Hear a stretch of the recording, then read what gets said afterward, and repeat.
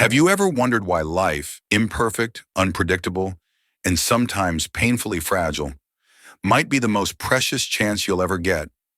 Not in another world, not in some flawless paradise, but here, in this very human life, with all its cracks and storms. Most people imagine enlightenment as something far away, a treasure hidden in some pure, untouched realm, free from pain or loss. But the Buddha taught something radically different.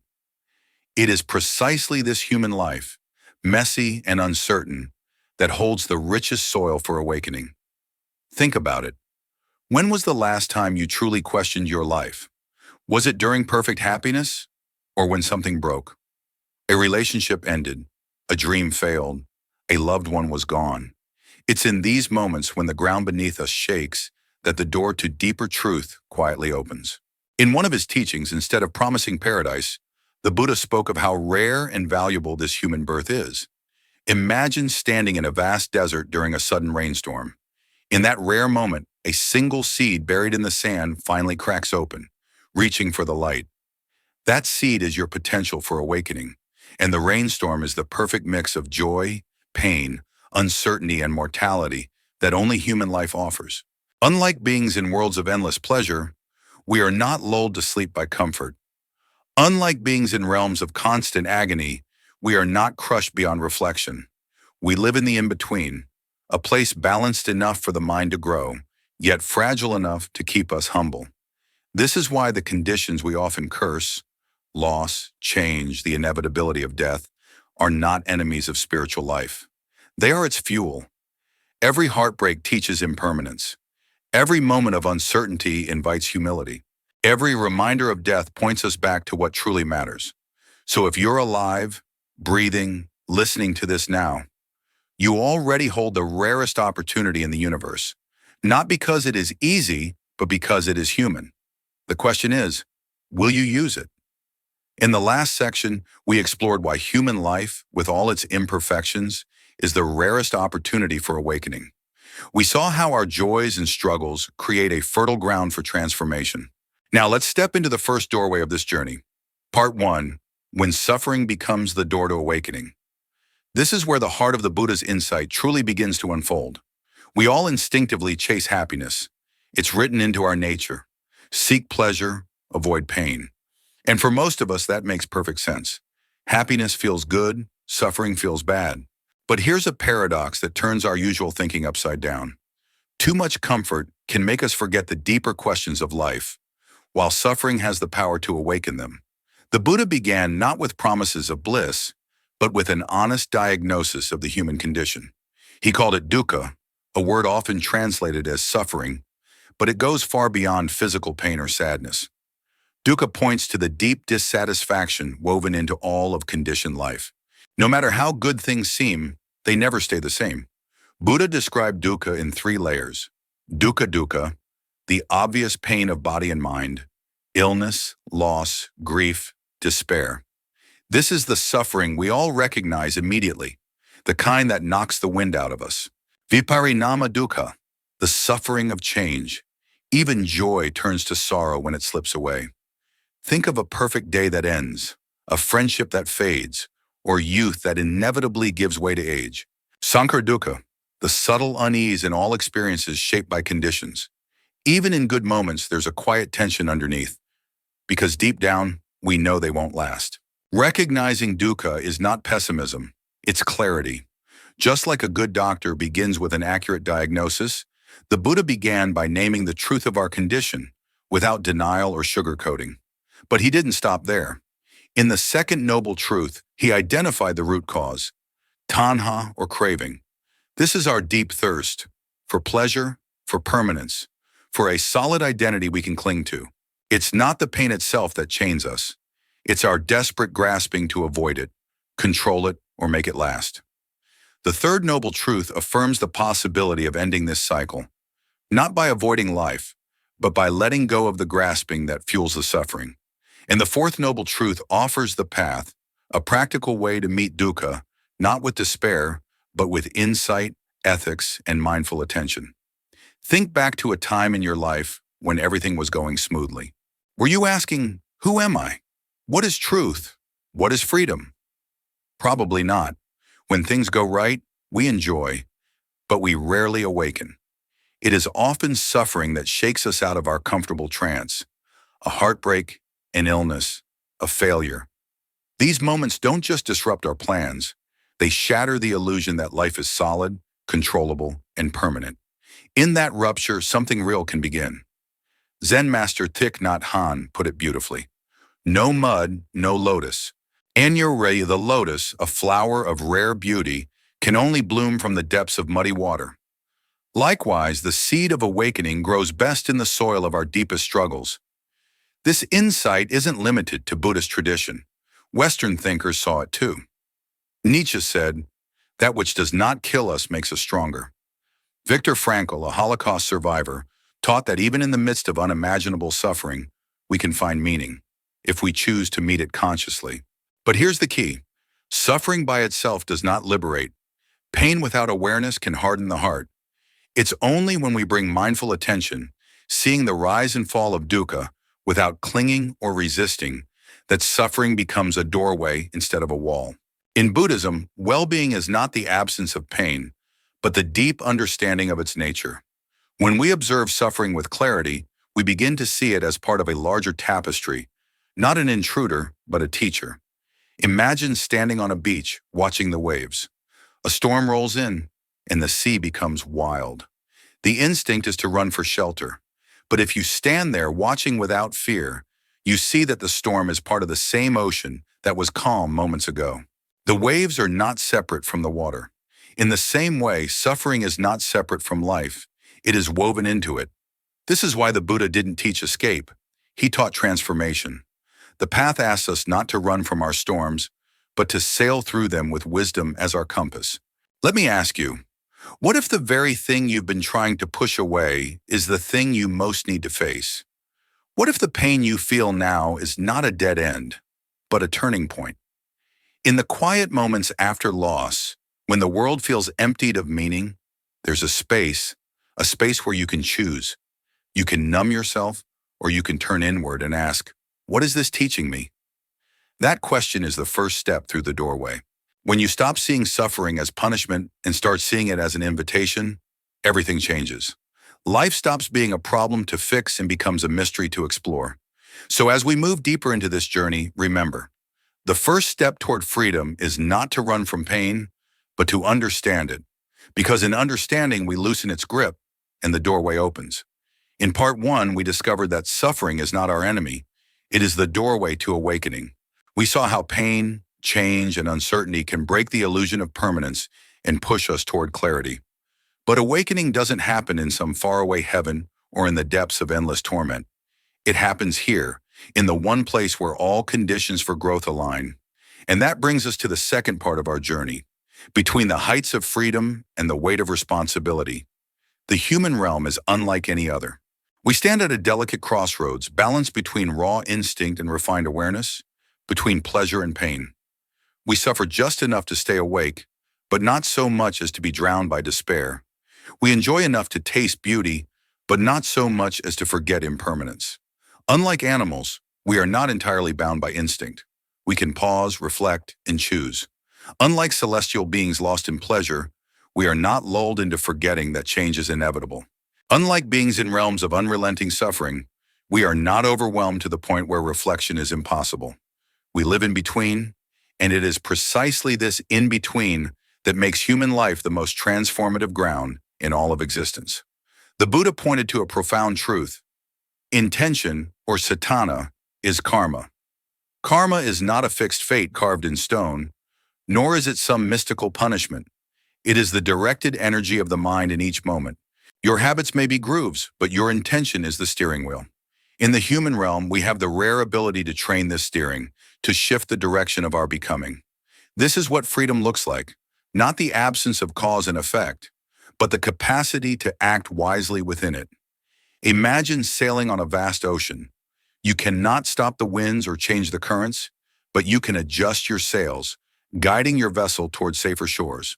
That is the human condition, shaped by forces we do not control, yet still capable of choosing our response. And here's the key that holds it all together. heedfulness, or appamada. The Buddha called it the path to the deathless.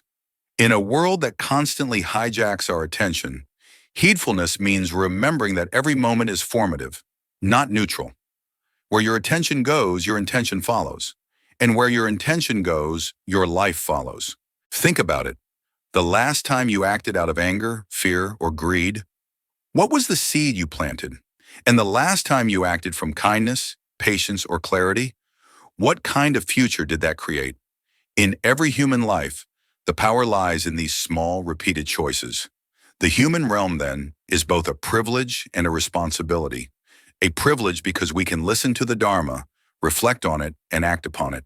A responsibility because our choices ripple outward, shaping not just our lives but the world around us. This is why the Buddha didn't glorify the human realm as the highest, but as the most transformative. We are at the razor's edge, able to rise or to fall. Each thought, each word, each action tips the balance. So as we continue on this journey, remember, you are not powerless in the face of life's conditions. You are not just drifting. You are steering. And the direction you choose, moment by moment, is the path you walk. From the place where freedom meets responsibility, we've seen how the human realm offers both the privilege and the challenge to shape our own path. But the human realm is just one part of a much larger map of the mind, a map the Buddha described with striking clarity. And so we continue our journey with the next insight. The six realms are closer than you think. When we hear about the six realms, gods, devas, asuras, humans, animals, hungry ghosts, pretas, and hell beings, it's easy to imagine them as distant, almost mythical worlds, places we might be reborn into after death. But look closely at your own day, and you might realize you've visited them all before lunch. The Buddha's teaching on the six realms is not only about cosmic geography, it's about psychology. These realms are states of consciousness, patterns of mind that we cycle through, sometimes in minutes, and each realm carries its own form of suffering and its own medicine. The hungry ghost realm is marked by insatiable craving. Picture someone who has everything yet feels empty, constantly needing more validation, more possessions, more attention. Maybe you felt that, scrolling endlessly, chasing likes, or longing for something nameless. The medicine? Generosity. Giving, not because you have excess, but because you know that real abundance comes from loosening the grip of wanting. The Asura realm is the world of jealousy and competition, always comparing, always fighting for position. It's like being in a room where you can't stop glancing sideways to see who's ahead. The cure here is patience, the ability to rest in your own lane, trusting that your worth is not measured against someone else's. The hell realm is not a place of fire and brimstone, but the burning heat of anger and hatred. In this state, everything feels like an attack, and the only response seems to be to strike back. The antidote is compassion, the willingness to see the pain behind the aggression, both in yourself and others. The animal realm is driven by ignorance and inertia, living only for survival and comfort without reflection. It's that autopilot mode where days blur together, decisions are made out of habit, and the deeper questions are ignored. The medicine here is mindfulness of the body, bringing awareness back to the sensations, breath, and movements that anchor you in the present. The Deva realm, the realm of the gods, seems blissful. Here, pleasures are abundant, beauty surrounds you, and life feels effortless. But there's a hidden danger: complacency. When everything goes well, we forget impermanence. The remedy? Contemplating impermanence, remembering that even the most perfect conditions will pass, and using the good times to prepare for the inevitable changes. And finally, the human realm, the razor's edge. We suffer enough to wake up, but not so much that we can't reflect. We enjoy enough beauty to be inspired, but not so much that we fall asleep. This delicate balance is what makes the human realm the most fertile ground for sustained practice. Seeing these realms as states of mind changes everything. Instead of waiting for some future lifetime, we can notice, right now I'm in the hungry ghost realm, or at this moment I'm in the hell realm.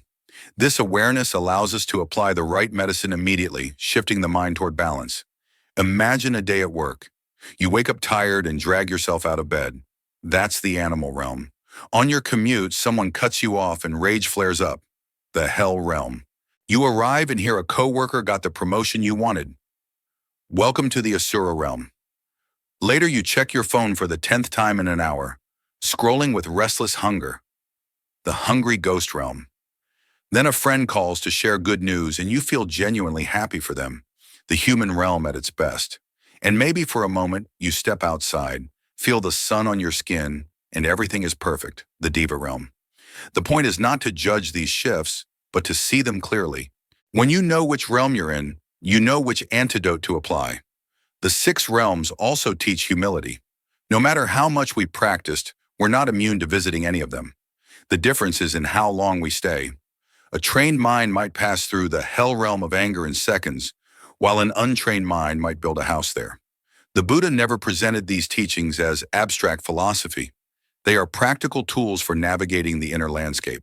They show us that liberation isn't about avoiding certain states, but about moving through them with awareness and skill. So as we continue, remember this. The six realms are not far away. They are here in the rise and fall of your own mind, and every moment offers a choice to stay trapped in the realm you're in or to step through the doorway toward freedom. From exploring the six realms within the mind, we've seen how our consciousness can shift from one state to another in an instant, and how awareness allows us to choose our response. But knowing the map is only the beginning. Now we continue our journey with the next insight. A human life is short, but it can lead to awakening. This human life is not an accident. In the Buddha's teaching, it arises from causes and conditions woven across time, choices, actions, and energies that have come together in this very moment. And yet, while it is precious, it is also fleeting. Like a candle flame, it can be bright one second and gone the next. The Buddha offered a path to make use of this rare and short-lived opportunity.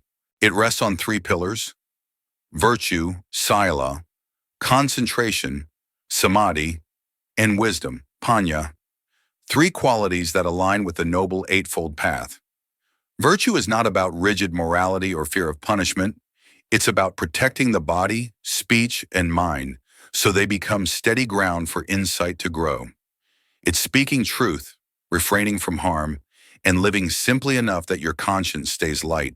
Without virtue, the mind is restless, pulled in all directions by guilt, conflict, and confusion. With it, there's an inner dignity, a quiet sense of safety. Concentration is the training of the mind to be collected, stable, and unshaken. In a world of constant distraction, concentration is the ability to keep your attention where you choose, instead of where the noise of the world pushes it. This is not a rigid focus that excludes life, but a clarity that allows life to be seen as it is. Without concentration, we are like a leaf in the wind, reactive, scattered. With it, we are like a mountain, still even as storms pass overhead. Wisdom is not intellectual knowledge or memorized doctrine. It is the direct seeing of impermanence, unsatisfactoriness, and non-self. It is tasting the truth for yourself, as the Buddha said. Just as the ocean has one taste, the taste of salt, so too my teaching has one taste, the taste of liberation. These three, virtue, concentration, and wisdom, are not separate stages to be completed one after the other. They work together, each supporting the other. Virtue calms the mind, making concentration possible. Concentration clarifies perception, allowing wisdom to arise. Wisdom deepens virtue because once you see clearly, you naturally act with care. To live even a single day with these three pillars is to use your human life well. Without them, the days may still pass, but they pass in distraction, in repetition, in the dull ache of unexamined living. Think of your life as a garden. Virtue is the fence that keeps out what would destroy the soil. Concentration is the tending of the earth, removing weeds, watering regularly, making space for growth. Wisdom is the moment the fruit ripens, the taste that nourishes you beyond the moment. Without the fence, the tending is wasted. Without tending, the fence guards only empty ground. Without fruit, you forget why you planted at all. We do not know how long this body will last. We do not control the winds of change that move through our lives, but we do control how we plant, how we tend, how we choose to meet each moment. The length of life is uncertain. The depth of practice is entirely in our hands. So as you breathe in now, remember, Each breath is one less in your lifetime, not to frighten you, but to awaken urgency, the gentle kind that moves you to live fully, wisely, and with an open heart. This human life may be short, but in the light of awareness, it is more than enough to awaken. From the three pillars of virtue, concentration, and wisdom, we've seen how practice can give depth to a short human life. But even as we cultivate the path, one truth remains constant. Life is fragile, and time slips through our hands faster than we realize. And so, we continue our journey with the next insight. Fragile time. The reason to awaken today. In Buddhist teaching, human life is often compared to a single breath, fragile, fleeting, and unpredictable. No one knows when it will stop. And because of this fragility, each moment becomes a gentle but urgent reminder. Our time to awaken is limited. Many people live as though they have plenty of time, postponing self-reflection, delaying reconciliation, putting off the work of cultivating the heart. But impermanence does not make appointments. Death can come before we've said, "I'm sorry," before we've let go of a grudge, before we've lived even a single day with full presence. The Buddha advised his disciples to contemplate death many times a day, not to invite fear, but to prevent forgetfulness. The mind, when left unattended, slips into distraction, and the days pass as if they were infinite. Awareness of life's limit doesn't make us anxious. It makes us grateful. It sharpens our appreciation for every chance to plant seeds of kindness, to steady the mind, to expand compassion. Think of time like a clear jar filled with stones, pebbles, and sand. The stones are the truly important things: your values, your relationships, your inner growth. The pebbles are the smaller responsibilities. The sand is the noise, the endless minor tasks that fill the cracks. If you put the sand in first, the stones won't fit. But if you place the stones first, everything else can find its place. Awareness of time helps you put the stones in before the jar is full. When we live remembering that time is finite, we choose differently. We speak more kindly because we know we might not get another chance. We listen more deeply because we understand that moments of connection are precious. We let go of petty arguments faster because holding them costs too much life. Impermanence, when understood deeply, becomes a friend. It whispers, "Don't wait." Not out of panic, but out of love for what is here now. It reminds us that the sunrise you see today will never be repeated, that the laughter you hear from a loved one is a once-in-a-lifetime moment. This awareness can transform an ordinary day into a sacred one. Washing dishes becomes a meditation on the warmth of water. Sitting in traffic becomes a chance to breathe and return to your body. Even the most routine task can carry the fragrance of presence. The fragility of life is not meant to make us sad. It's meant to make us awake. Awake to the beauty we overlook, to the opportunities we waste when we think later. So as you hear these words, pause. Feel your breath as it enters and leaves. Somewhere, someone just took their last breath. Somewhere, someone just took their first. Between those two moments, you are alive, here, aware. That awareness is not just a witness, it is the seed of awakening. When you live as though time matters, you live more fully. And when you live more fully, the shortness of life is no longer a curse. It becomes the very reason to awaken now. We have walked together through valleys of pain, peaks of freedom, and the fragile edge of time. Now everything returns to one simple truth. Awakening is not somewhere else.